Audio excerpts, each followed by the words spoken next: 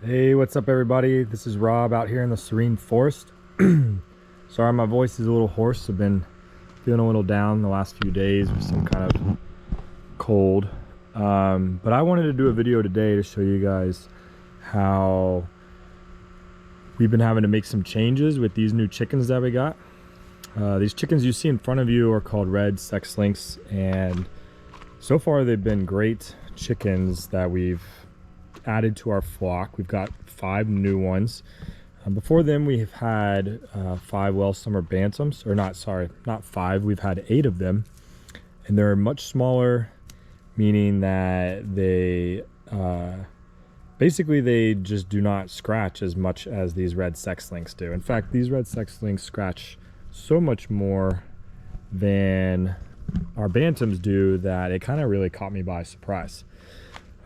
Prior to this, we had 11 hens, a mixture of different breeds. None of them were bantams, so we were kind of new to the whole bantam game to begin with. And our old chickens, we really didn't let free range. So when we got our new chickens, that was something we really wanted to do. And the bantams have not had any problems kind of being in our food forest and Foodscape. But these red sex links, I mean, you have to be really careful or they're gonna destroy some of your plants, and that's what I'm finding out. See if I can show you guys some examples of just how much they scratch up the ground. Here I've got some of these bantams running up thinking I'm gonna give them some food.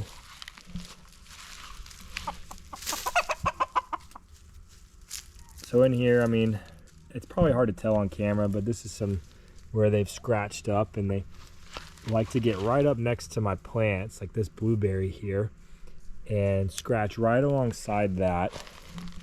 And if you're not paying attention, what'll end up happening is that these,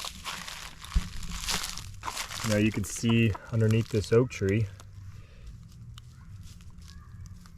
if you're not paying attention, they will scratch and expose the roots of some of these plants, and those roots will dry out and you could lose a plant. And when we're talking about plants that are here to produce food for you, that's a really big deal, especially when some of these plants are not cheap. And unless you're propagating themselves, that means you're gonna have to go out and buy new plants to replace what these chickens are doing to your garden.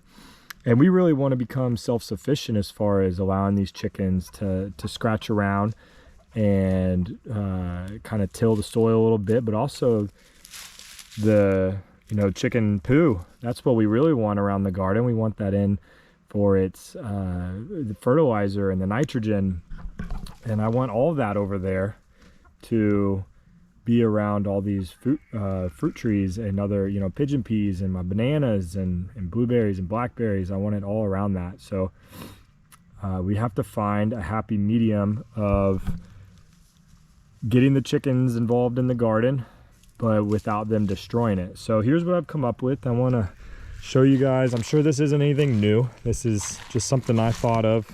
I'm sure other people have done it before me. But this is what I came up with, and I'll just go ahead and show you guys here. So this is all cattle trellis, extra stuff that we've had from working on the coop or building fence, and I just cut it into sections. And what's up, Chicky? And laid it down around the trees that I really felt were most important, that I wanted to keep. And that way when they go to scratch, they're not gonna be able to pull dirt away from around these trees. Now, basically a foot to 2 foot outside of the plant is fair game. So they're gonna be able to scratch and kind of destroy that area, but that's fine. I'll kind of move around or add as needed when I put in new plants, or if I'm gonna do any, like wild strawberries or any other kind of low-lying plant.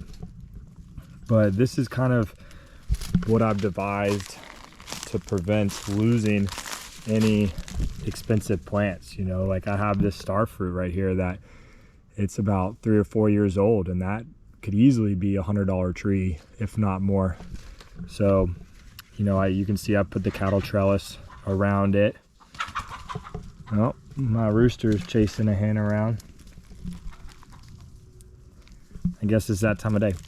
But so I'm putting this cattle trellis around, like I said, the most important trees. I've got it around my Pakistani mulberry here. Some other plants as we go down.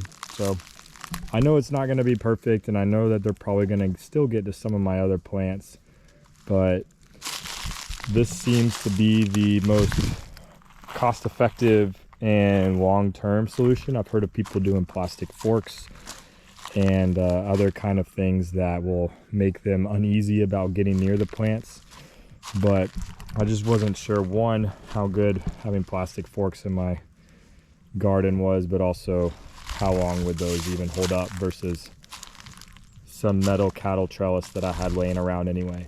So if any of you guys out there have, you know, techniques of keeping your garden protected other than fences, obviously, or netting, something a little low profile that you wouldn't really notice, that way you still have a good aesthetic look in your garden, but also are protecting it from your chickies, just let me know.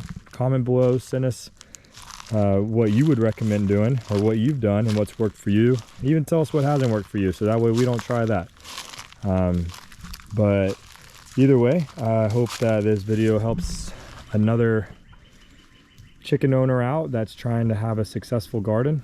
And thanks for watching, guys.